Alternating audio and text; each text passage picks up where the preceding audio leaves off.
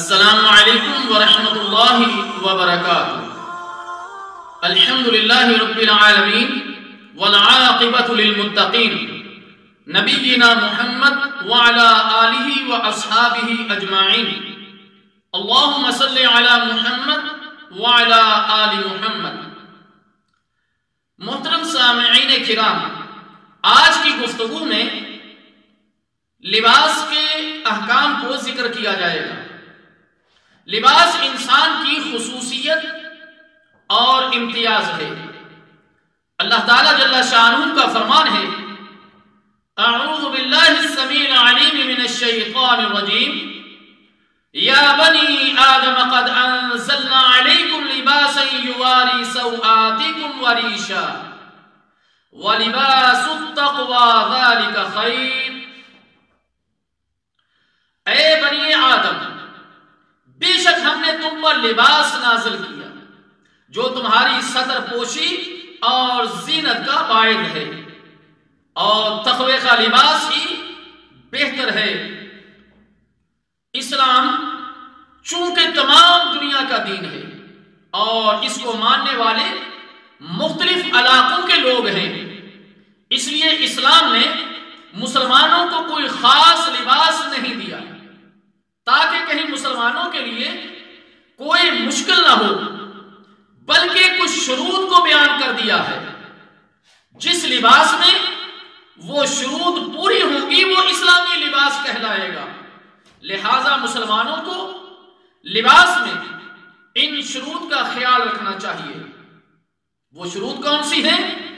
Number 1، کپڑا اتنا موٹا ہو کہ اس سے جسم نظر نہ آئے۔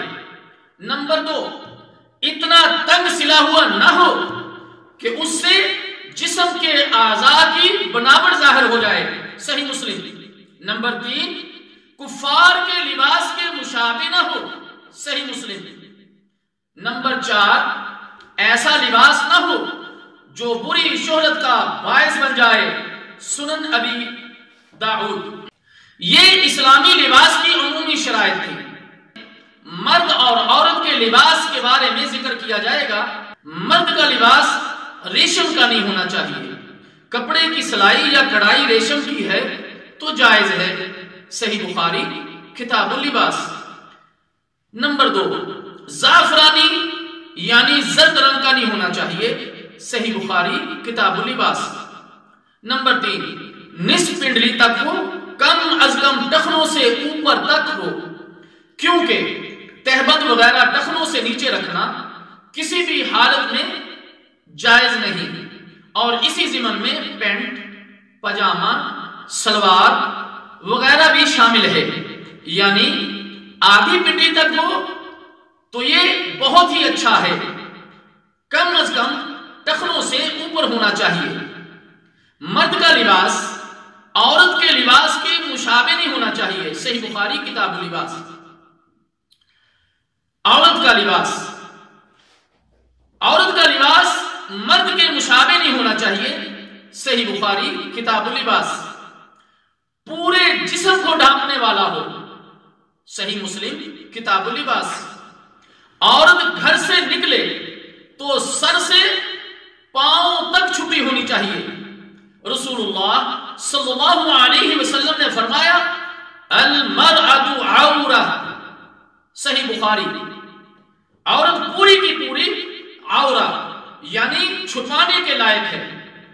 سیدہ ام سلمہ رضی اللہ تعالی عنہ نے رسول اللہ صلی اللہ علیہ وسلم سے پوچھا کہ عورتیں اپنی اوڑھنیاں کتنی نیچے لٹکائیں؟ تو رسول اللہ صلی اللہ علیہ وسلم نے فرمایا کہ 1 بالشت لٹکا لیں۔ انہوں نے عرض کی تب ان کے پاؤں ننگے ہوں گے؟ تو رسول اللہ صلی اللہ علیہ وسلم نے ارشاد فرمایا پھر وہ 1 ہاتھ نیچے لٹکا لیں۔ سنن ترمذی۔ اس سے ثابت ہوا کہ عورت کے پاؤں کی پشت بھی ستر ہے اور اس کو ڈھانپنا ضروری ہے۔ عورت کا لباس اتنا خوبصورت نہ ہو کہ وہ غیر محرم کی توجہ کا مرکز بن جائے، سورہ نور۔ عورت جسم یا لباس پر ایسی خوشبو نہ لگائے جس کی مہک مردوں تک پہنچ جائے. سورہ نساء. عورت کی کسی بھی چیز سے زینت کا اظہار نہیں ہونا چاہیے. سورہ نور. اللہ تعالیٰ جل شانہ سے دعا ہے کہ اللہ ہمارے مردوں اور عورتوں کو ان مسائل کو سمجھنے کی اور عمل کرنے کی توفیق عطا فرمائے. والسلام علیکم ورحمۃ اللہ وبرکاتہ.